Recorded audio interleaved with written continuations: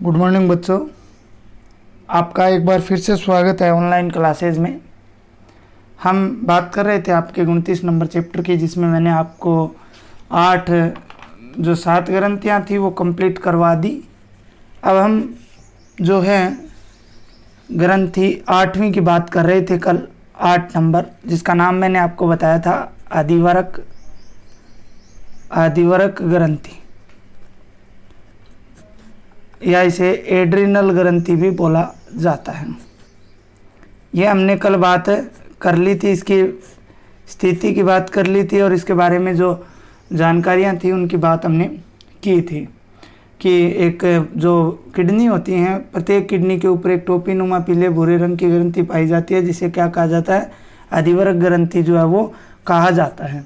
इसके अलावा 2 भाग होते हैं, बाहरी भाग को कोर्टेक्स, ठीक है, और आंतरिक भाग को क्या कहा जाता है, मेडुला बोला जाता है। आंतरिक भाग को क्या बोला जाता है, मेडुला बोला जाता है। इसके अलावा वजन की बात की थी हमने, 4 से 6 ग्राम मैंने प्रत्येक ग्रंथि जो है आदिवरक ग्रंथि उसका आपको बताया था। इसी के साथ जो इस ग्रंथि का निर्माण है वो एम्ब्रियो के मेसोडर्म और एक्टोडर्म से होता है, ये बात भी हमने कर ली। इसे वयस्क व्यक्ति में जीवन की बुद्धिमानी भी कहा जाता है। क्या कहा जाता है, जीवन की बुद्धिमानी भी कहा जाता है।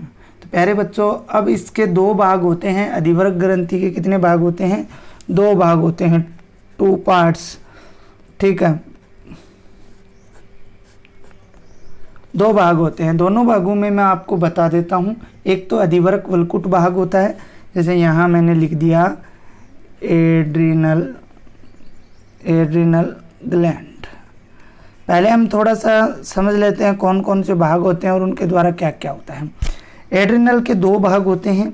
एक तो अभी मैंने बताया आपको एड्रिनल कोर्टेक्स, ठीक है, और एक प्यारे बच्चों भाग होता है एड्रिनल मेडुला, या मध्यांश आप लोग बोल सकते हो। 2 भाग होते हैं। एड्रिनल कोर्टेक्स जो भाग होता है ये बाहरी भाग होता है। क्या होता है, बाहरी भाग होता है, ठीक है। एड्रिनल मेडुला की बात करते हैं तो ये आदिवरक का आंतरिक भाग होता है। आदिवरक का क्या होता है, आंतरिक भाग होता है। इसके बाद में हम बात करें किसकी, जो ये आदिवरक वलकुट भाग होता है, ये जो है 80 से 90% भाग होता है। कितना होता है, 80 से 90% भाग होता है। कितना भाग होता है, 80 से 90%। और मेडुला भाग होता है ये 10 से 20% भाग होता है।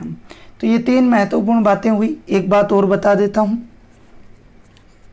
ठीक है, तीसरी बात बता देता हूँ। इस एड्रिनल कोर्टेक्स अर्थात आदिवरक के बाहरी भाग का जो निर्माण है वो एम्ब्रियो के मेसोडर्म से होता है। किससे होता है, एम्ब्रियो के मेसोडर्म से होता है, ठीक है। और एड्रिनल मेडुला का जो निर्माण है वो एक्टोडर्म से होता है। किससे होता है, एक्टोडर्म से होता है। तो ये मुख्य 3 बातों की बात की हमने। अब बात करते हैं तो एड्रिनल कोर्टेक्स है, इसके 3 भाग होते हैं। एड्रिनल कोर्टेक्स के कितने भाग होते हैं, 3 भाग होते हैं। तीनों भागों के नाम की बात करते हैं। देखिए कौन कौन से 3 भाग हैं। पहला जो भाग होता है उसका नाम होता है जोना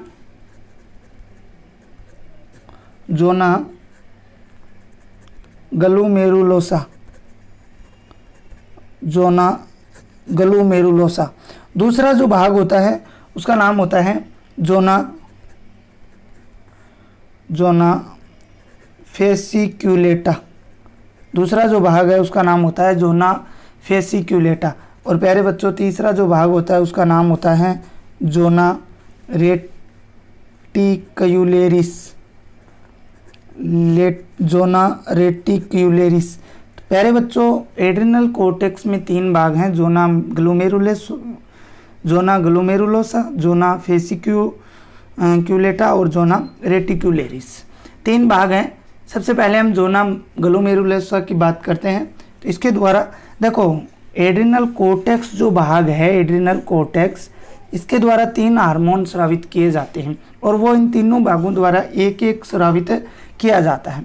जोना ग्लूमेरुलोसा की अगर बात करते हैं तो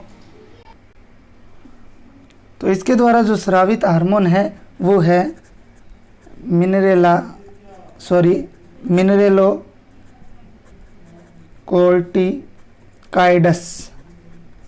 मिनरेलो कोर्टिकाइडस का स्राव जो है वो किया जाता है। और जोना फेसिकुलेटा की बात करते हैं तो इसके द्वारा ग्लूकोकॉर्टिकाइडस, इसका जो है वो क्या किया जाता है, स्राव किया जाता है। हम बात करेंगे तीनों की कि ये क्या क्या काम करते हैं। और जोना रेटिकुलरिस के द्वारा जो हार्मोन है वो है लिंग हार्मोन। कौन सा हार्मोन? लिंग हार्मोन्स हैं, उनका स्राव किया जाता है। किसका स्राव? जोना ग्लोमेरुलोसा के द्वारा मिनरेलो कार्टिकोइडस, और जोना फेसिकुलेटा के द्वारा ग्लूकोकार्टिकोइडस, और जोना रेटिकुलरिस के द्वारा लिंग हार्मोन्स का स्राव जो है वो किया जाता है। दूसरा भाग है प्यारे बच्चों एड्रिनल मेडुला। एड्रिनल मेडुला द्वारा आपको बता देता हूँ, इसके द्वारा 2 हार्मोनों का स्राव किया जाता है। कितने हार्मोनों का? 2 हार्मोनों का स्राव किया जाता है।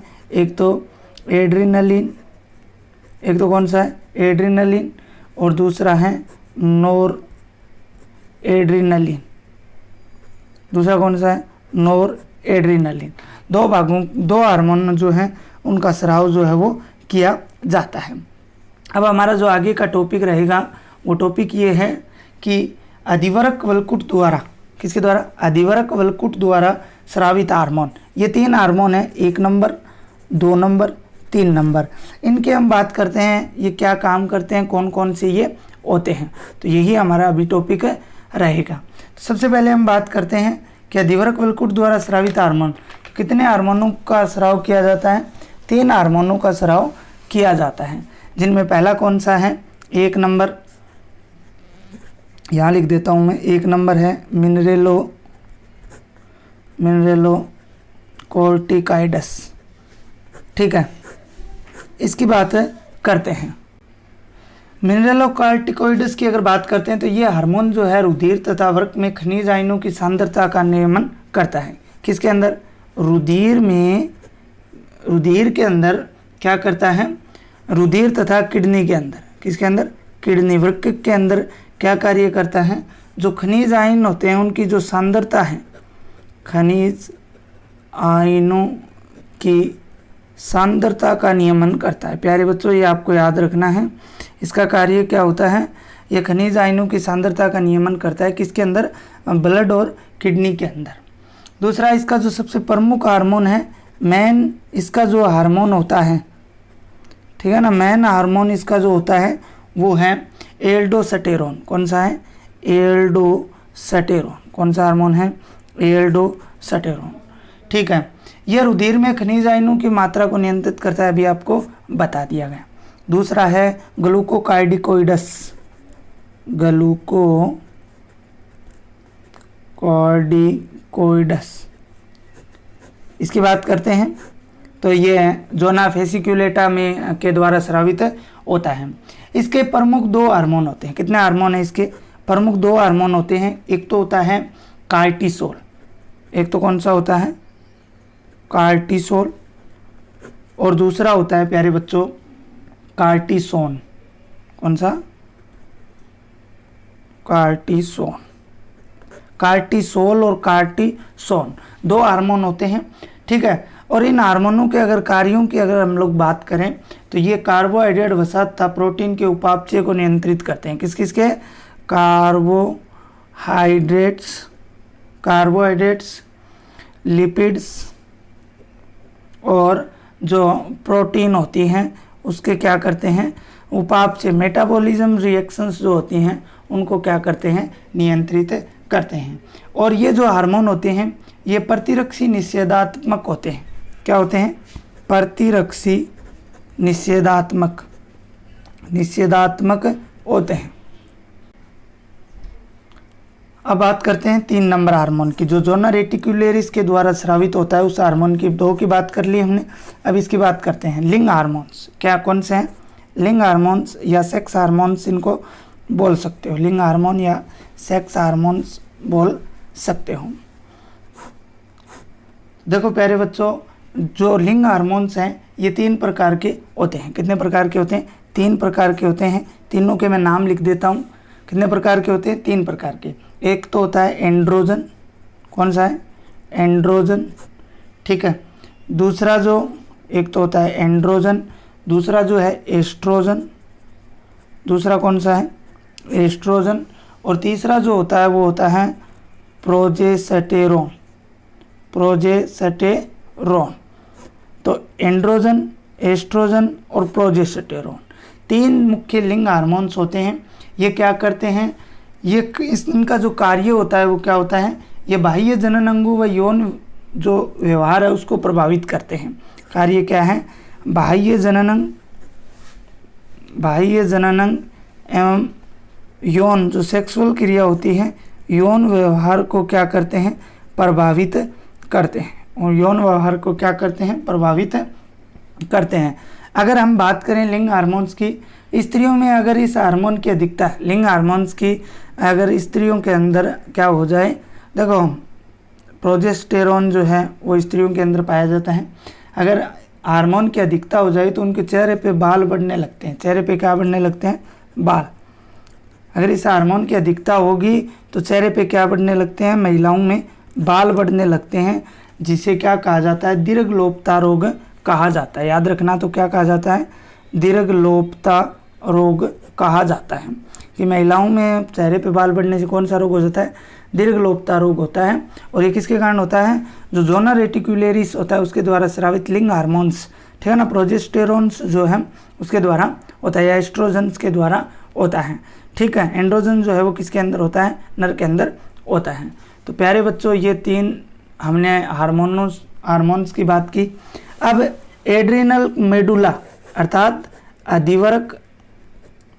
अधिवरक मध्यांश द्वारा स्रावित हार्मोन। तो कितने हार्मोन है अधिवरक मध्यांश द्वारा स्रावित, 2 हार्मोन है, एक तो एड्रिनलिन और एक नोरेड्रिनलिन। कितने हार्मोन है, 2 हार्मोन है। एड्रिनलिन 1 नंबर हो गया और नोरेड्रिनलिन 2 नंबर हो गया। सबसे पहले हम एड्रिनलिन की बात करते हैं कि एड्रिनलिन हार्मोन जो है वो क्या होता है। तो प्यारे बच्चों, ये हार्मोन जो है ये अनुकंपी तंत्रिका तंत्र से जो भी क्रियाएं जो संचालित होती हैं उनमें मदद करता है। कौन सी, अनुकंपी तंत्रिका तंत्र। हमने तंत्रिका तंत्र के अंदर इसको पढ़ा भी था। तो अनुकंपी और प्रानुकंपी 2 पढ़े थे। तो अनुकंपी तंत्रिका तंत्र से जो भी क्रियाएं होती हैं उनको संचालित करने में क्या करता है, ये मदद करता है। एक कार्य इसका ये हो गया। दूसरा कार्य अगर हम बात करें तो ये हार्मोन अरेखित पेशियों को उत्तेजित करता है। किसको, अरेखित पेशियां। कौन सी पेशियां, अरेखित पेशियों को क्या करता है, उत्तेजित करता है। 3 नंबर कार्य की बात करते हैं तो यह हार्मोन संकटकालीन परिस्थितियों का सामना करने के लिए मानव को तैयार करता है। भाई संकटकालीन, जैसे आप रात को कहीं बाहर जा रहे हो अंधेरे के अंदर तो आपको डर भय लगेगा, तब यह हार्मोन काम करेगा। तो संकटकालीन परिस्थिति हो या विपरीत परिस्थिति हो तो मानव शरीर को ये उससे लड़ने के लिए क्या करता है, रेडी करता है या तैयार करता है। इसलिए आपके तो नहीं दे रखा लेकिन आप पढ़ के भी आए हो। अतः एड्रिनलिन हार्मोन को क्या कहा जाता है, संकटकालीन हार्मोन या इमरजेंसी हार्मोन भी बोला जाता है। क्या बोला जाता है, इमरजेंसी हार्मोन भी क्या है, बोला जाता है। तो ये बात आप लोग याद रखना, संकटकालीन हार्मोन या इमरजेंसी हार्मोन भी इसको बोला जाता है। ठीक है प्यारे बच्चों, दूसरा जो है नोरेड्रिनलिन। दूसरा कौन सा है, एड्रिनल मेडुला का दूसरा कौन सा है, नोरेड्रिनलिन। नोरेड्रिनलिन की अगर बात करते हैं तो यह हार्मोन एड्रिनलिन के द्वारा नियमित होने वाली जो समान क्रियाएं हैं उनको प्रेरित करता है। ध्यान से सुनना, जो ये हार्मोन जो है ये एड्रिनलिन के द्वारा नियमित होने वाली समान क्रियाओं को क्या करता है, प्रेरित करता है। दूसरी अगर इसकी बात करें तो इसके द्वारा विपत्ति एवं संकट काल के समय 3 प्रकार की अनुक्रियाएं उत्पन्न होती हैं। कितने प्रकार की, 3 प्रकार की जो क्रियाएं हैं वो होती हैं। कब, जब विपत्ति हो, जब कोई संकट काल हो, उसमें 3 प्रकार की अनुक्रियाएं उत्पन्न हो सकती हैं। और इस जिसके कारण इसे 3F क्या कहा जाता है, 3F ग्रंथि भी कहा जाता है। अधिवरक मध्यांश को क्या कहा जाता है, 3F ग्रंथि भी कहा जाता है। क्यों कहा जाता है, जो 3 प्रकार की अनुक्रियाएं हैं वो कौन कौन सी है। पहली है भय को इंग्लिश में फियर बोला जाता है। भय को क्या बोला जाता है, फियर। दूसरी जो है वो है संघर्ष। भय होगा तो संघर्ष करना पड़ेगा अर्थात फाइट, FIGHT।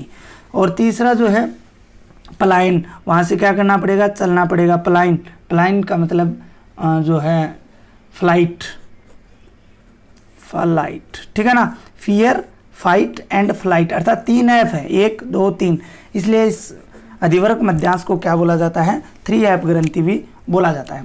इसके अलावा आप अगर हम बात करें तो ये ग्रंथि जो है विप्ति प्रतिक्रिया जो है, विप्ति प्रक्रिया, शर्करा व लवण का उपापचय तथा लैंगिक विकास संबंधी क्रियाओं का भी नियंत्रण करती है, इसलिए इसको 4S ग्रंथि भी कहा जाता है। देखिए प्यारे बच्चों, एक तो 3F ग्रंथि, अगर आपसे पूछे 3F ग्रंथि कौन सी है तो अधिवरक मध्यांश ग्रंथि है। और अगर अवसादक का अगर आप कहीं एग्जाम देते हो तब आता है तो अधिवरक मिलेगा आपको, वरना आपको अधिवरक मध्यांश लिखना है, न कि आप अधिवरक सीधा लिखोगे, क्योंकि उससे क्या है वो सही मान्य नहीं होगा।